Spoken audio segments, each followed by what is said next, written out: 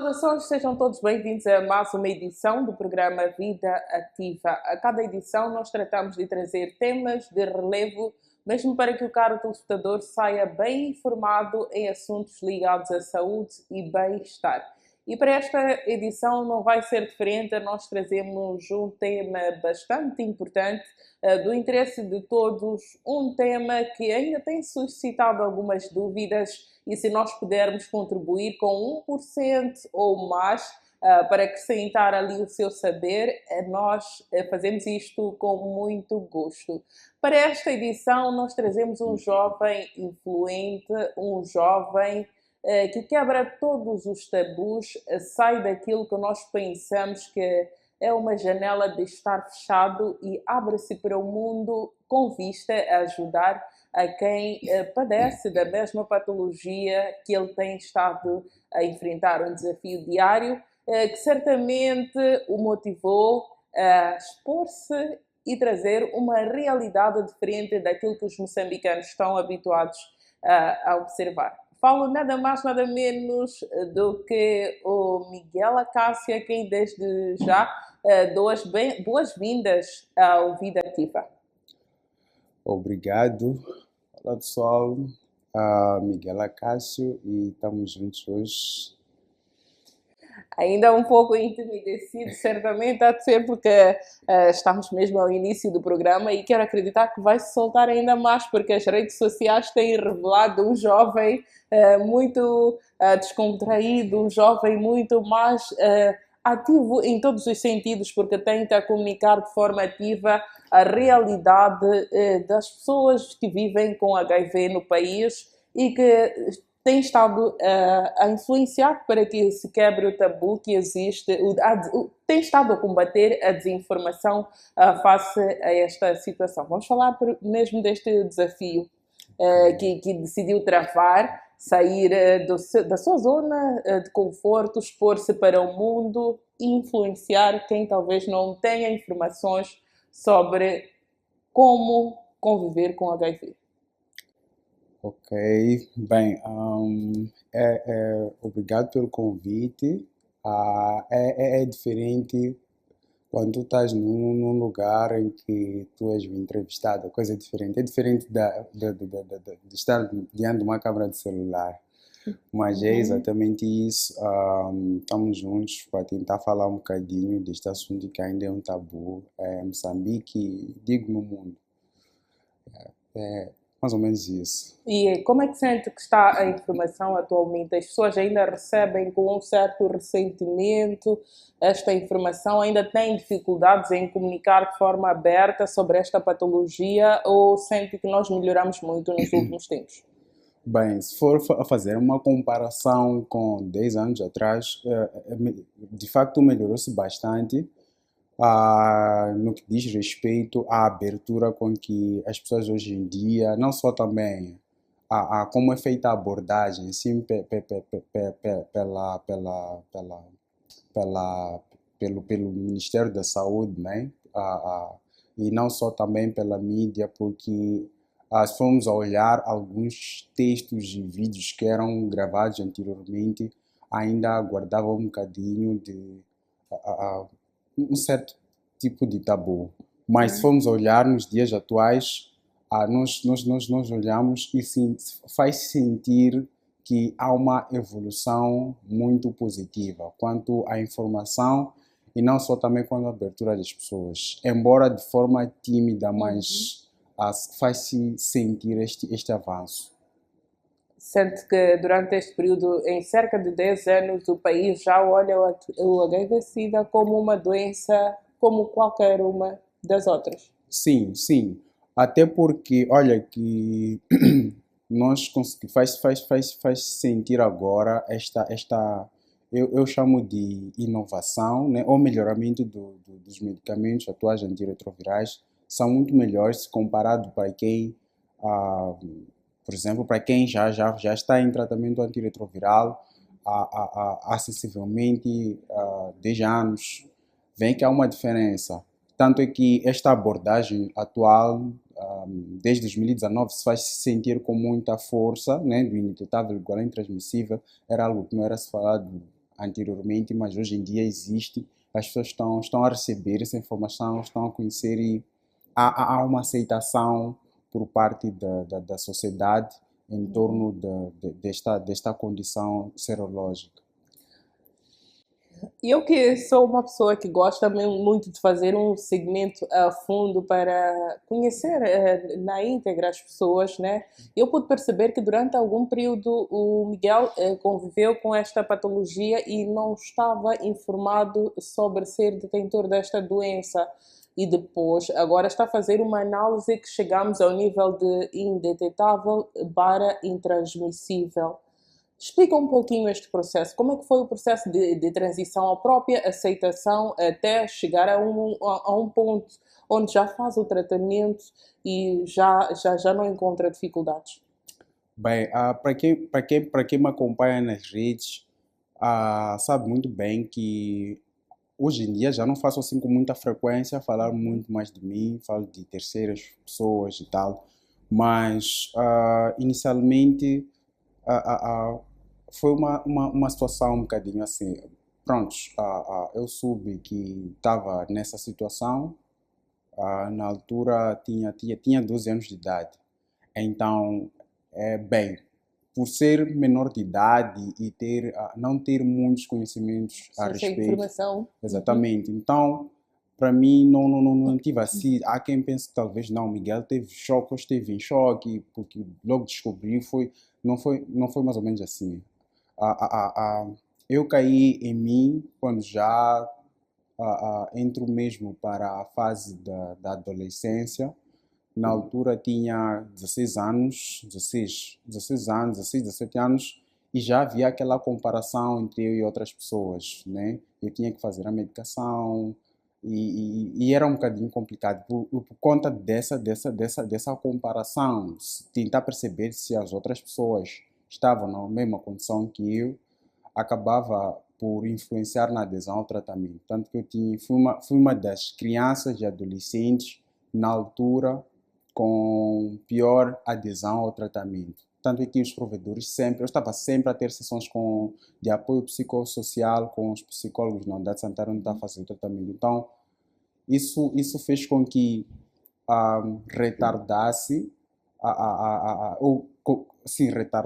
ou fizesse com que atrasasse o processo de chegar ao estado de indetetável, porque não tomava os medicamentos conforme e muito, obviamente que os meus resultados não eram bons, por isso tinha sempre estas sessões. E também outra coisa que influenciava é não conhecer outras pessoas que viviam na mesma situação comigo. Então, aquilo, tipo, olha, Miguel ia para a unidade sanitária e via pessoas mais adultas e era bastante complicado, porque, prontos, eu achava que era o único adolescente na altura que vivia naquela situação. Então, a condição de indetetável eu só pude alcançar ou ter este resultado. A primeira minha carga viral tive em 2019, com 18 anos de idade. E pronto, o provedor, ou a provedora na altura deu-me os parabéns. Eu não sabia o que era isso de indetetável. E que me explicou que, pá, nesta condição, tu podes te relacionar sexualmente com uma pessoa que não tenha o vírus e que não vais passar o vírus para esta pessoa. Mas atenção, tens que continuar a medicação e tal, da mesma forma, no mesmo ritmo que já vens fazendo. Então, mais ou menos isso. Um dos grandes tabus que também tem se enfrentado atualmente é este mesmo da questão da não transmissão ao seu parceiro, o que quer dizer que as pessoas que vivem nesta condição podem muito bem relacionar-se com pessoas que dizem-se HIV negativas e não contrair a patologia. Sim, sim. É bem. Existe. Nós sabemos que esta informação. Eu não sou provedor de saúde, atenção.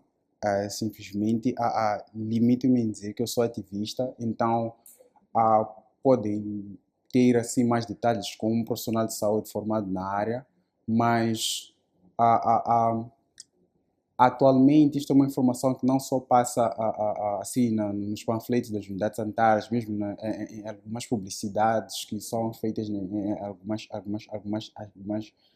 televisões, redes sociais, defendem sobre inevitável intransmissível, que é uma condição em que a pessoa ah, não passa o vírus sexualmente. Até então, a abordagem que se tem transmitido é essa: não passa o vírus sexualmente a parceiros se houver uma relação sexual desprotegida. E por outra também, as crianças por exemplo, se uma mulher quiser ter filhos, ou um casal de seropositivos quiser ter filhos, eles podem ter filhos. Esta criança não corre risco de contrair o vírus. Claramente que durante a gravidez há alguns procedimentos que os provedores costumam aqui a realizar, como profilaxias, etc., para que este bebê nasça livre do HIV. Mas é uma condição, sim, por sinal, eu já estou indetetável já há muitos anos. Então, sou uma prova viva, eu sou um testemunho real disso. De um processo que foi retardado, mas que depois teve ali Sim, melhorias e foi aceitando esta condição. pois. Atualmente eu tenho observado que várias dúvidas têm sido levantadas na sua rede social, nos seus Instagram, Facebooks, e o grosso destas pessoas tem dúvidas mesmo sobre como explicar a outros, explicar aos outros sobre a sua condição de saúde. Como ativista, quais são os trabalhos que tem estado a fazer para dar bases a estas pessoas para ter esta conversa que é, entre aspas, difícil? Bem, eu falo por uma experiência que eu passei. Eu lembro-me que é o seguinte: existe um perfil que a maior parte das pessoas criaram em relação às pessoas seropositivas, ou nós, né? Quando refiro a nós e os outros e as outras pessoas, que geralmente estas pessoas existem características que identificam, através destas características conseguimos identificar que esta pessoa é seropositiva, né? Uma pessoa doente, com borbulhas, uma pessoa doente, em suma, não é?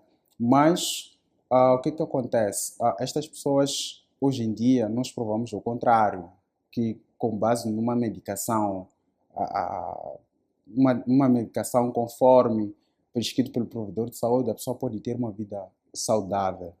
Tanto é que eu digo muitas vezes que, olha, preocupe-se primeiro em tu estares primeiro bem contigo mesmo. Tens certeza que estás a fazer a medicação, aceitaste o teu ser estado, e se tu chegas a um nível em que não te importa muito com a opinião das outras pessoas, se descobrirem ou não para ti, tanto faz, tu estás pronto para fazer, para poder revelar. E atenção, revelação do diagnóstico é um processo gradual. Tu não vais falar isso da noite para o dia. Depende muito da pessoa que vai transmitir a informação. Primeiro, o que é que tu como uma pessoa que vive nessa condição, sabes em relação ao HIV?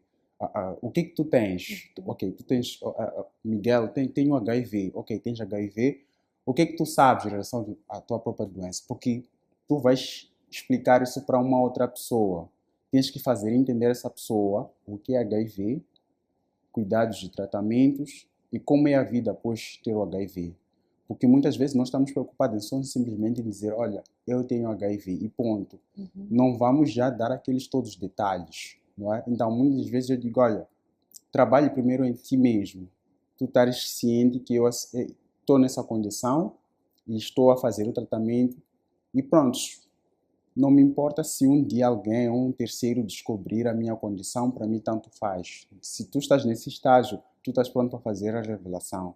E no âmbito da revelação, existem algumas coisas, existem alguns processos que nós temos que respeitar. A pessoa que recebe esta informação, muitas vezes pode entrar em estado de choque. Nós sabemos qual é o tipo qual é o tipo de informação que muita gente tem em relação ao HIV, não é?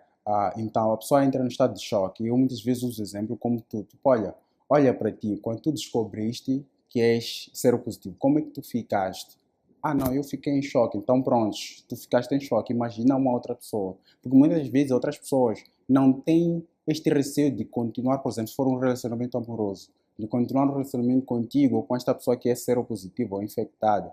Muitas vezes pensam nas outras pessoas. Se eu continuar a relação com esta pessoa, o que é que vai ser? O que é que as pessoas vão dizer? Vão associar a condição dela à minha. Então, esta pessoa pode entrar em estado de choque e vai precisar de um tempo para poder processar essa informação. É super normal, por exemplo, se a pessoa decide se afastar por um tempo, né? Nós temos que dar esse espaço. E depois, no período em que nós temos esta abertura ou temos esta aproximação com esta pessoa, há necessidade também de fazer entender esta pessoa como é que funciona essa situação de seropositividade. Mas pode também algumas pessoas agirem de uma forma contrária, tipo, olha, descobriste, tu revelaste para a pessoa e a pessoa agir como se fosse nada, né? Tipo, para mim está tudo bem. Isso é influenciado, ou isso acontece por quê? Porque pode acontecer que nós estamos a revelar para alguém que já tem informação, sabe muito bem como é que isto funciona, e pode ser que alguém nem tenha assim tanta informação, mas para ele tanto faz, não é? Então, em suma, é exatamente isso. Trabalhar primeiro a ti mesmo, ter ciência de que eu estou nessa situação e se aceitar, e que se mesmo alguém, um terceiro, descubra, não há de haver, tanto faz, não é? E para quem eu vou revelar, atenção, tem eu ter bases para poder defender a minha condição. Agora vamos num ponto onde é mais para o lado pessoal, certamente que o caro telespectador também tem interesse em ver desvendado este mistério, esta questão mesmo de... Estamos a falar de pessoas que ainda escondem, não têm receio de falar do seu estado, mas depois, por outro lado, temos pessoas como o Miguel, que assumem o seu estado e vivem com isto normalmente, e é numa situação onde todos já têm informação sobre o seu estado. Como é que tem sido o dia a dia? Bem, atualmente para mim está tranquilo. Está tranquilo, primeiro porque não que Miguel não passa por situações de discriminação, etc. Mas porque eu sinto-me confortável. O problema é meu. Primeiro, né? O problema é meu. E pronto, a saúde é muito minha. Então, se eu não cuidar de mim, ninguém vai fazer isso por mim. Então, isso eu coloquei em minha mente, tipo, primeiro coloquei isso, que tenho que cuidar de mim. E por outra também, cansei de me esconder, ter que ir com restrições à unidade sanitária para levantar os medicamentos por causa da vergonha, etc. Então, tirei isto e pronto, hoje sou uma pessoa que algumas pessoas, ou se não a maioria das pessoas em Moçambique sabe da situação do Miguel, então para mim tem sido tranquilo. As pessoas ainda não tive um cenário que fizesse, ou algum acontecimento, ou uma situação que me colocasse em um cenário, ou em uma situação de desconforto. Exatamente. Para mim é tudo tranquilo. Frequento todos os lugares, locais públicos, seja mercados, não sei o quê. Partilho também dos mesmos espaços. Só para ter uma ideia, os meus irmãos não são seropositivos. Então nós temos aquela...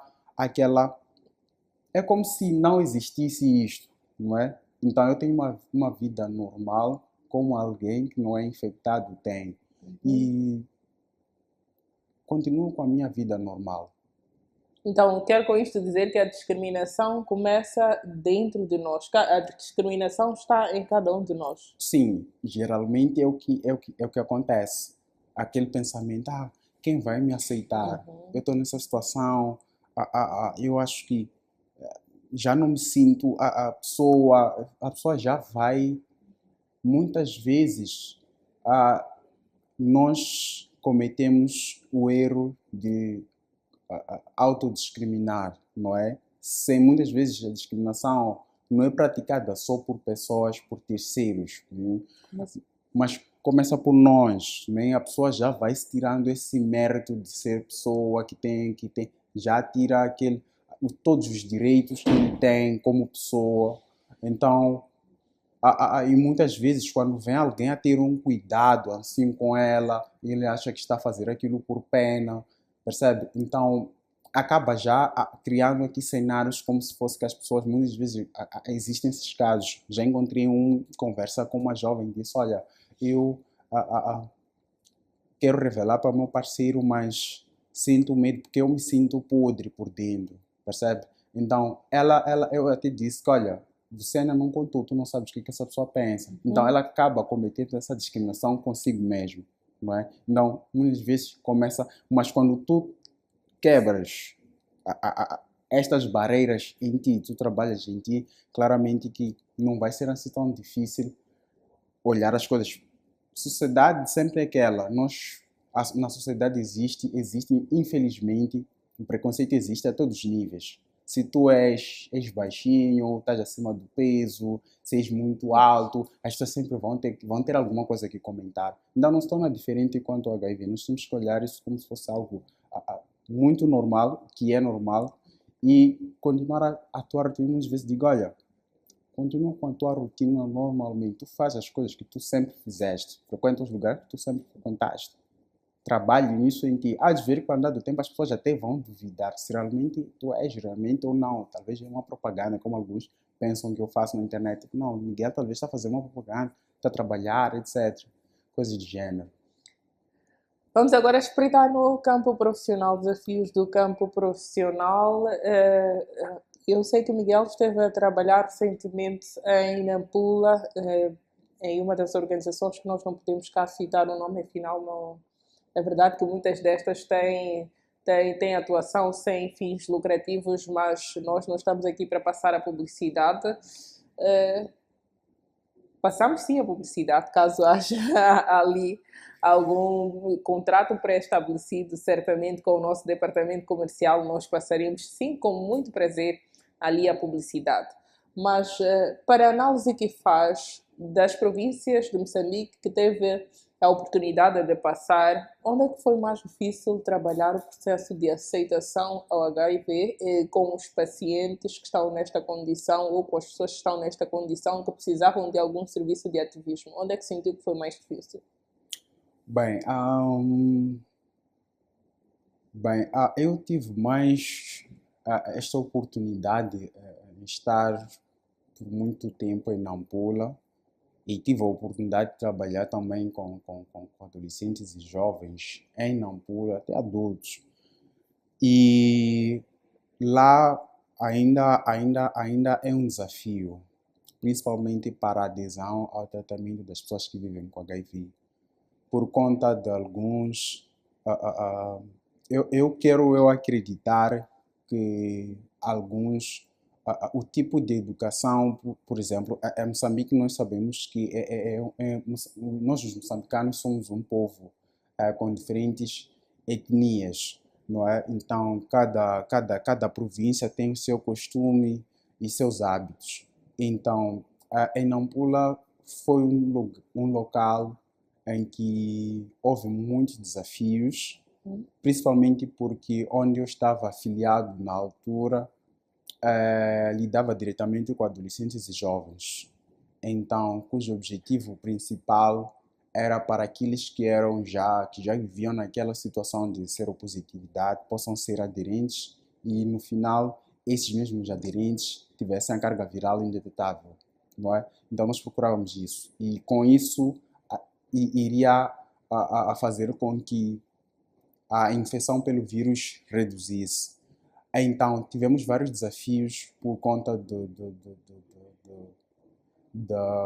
alguns mitos que ainda prevalecem a nível da comunidade local lá, né? Que só transmite, ou quem tem HIV, uma pessoa que já envolve-se sexualmente. E olha que um cenário muito triste é que lidei com muitos casos de crianças menores de 5 anos que já estão, infelizmente, estão nessa situação. E por causa da negligência das próprias mães, os pais, por assim dizer, estas crianças, infelizmente, algumas acabavam por morrer, outras, infelizmente, a situação do estado de saúde delas era cada vez mais agravante. Já teve cenários em que nas pequenas crianças em que tínhamos aquela aproximação, tinha aquela aproximação com elas. Até uma vez tive uma experiência em que recebi uma chamada de alguém a informar que, olha, tem um menino assim, assim, assim, que infelizmente perdeu a vida.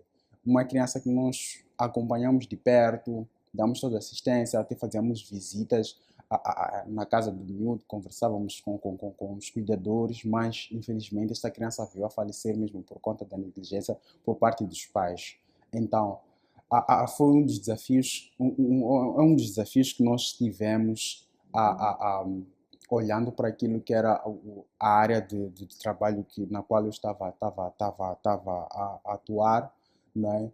E tive a oportunidade também de passar em alguns distritos a nível da província também, e sempre os cenários eram os mesmos, principalmente nos distritos.